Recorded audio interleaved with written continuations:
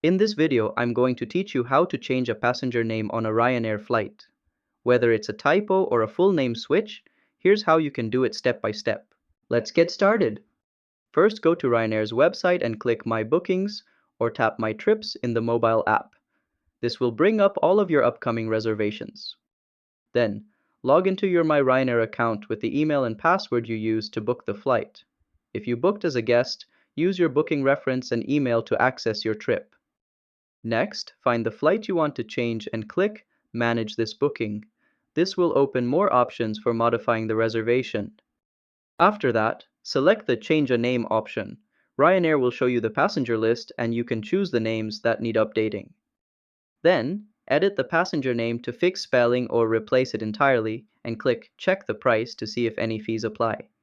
Finally, review the updated info, confirm that you want to proceed, and pay the name change fee to lock in your changes. Ryanair charges vary depending on how close it is to your flight date. And that's how to change a passenger name on a Ryanair flight. If this video helped, make sure to like it and subscribe to How to Tutor for more travel and tech tutorials. See you next time!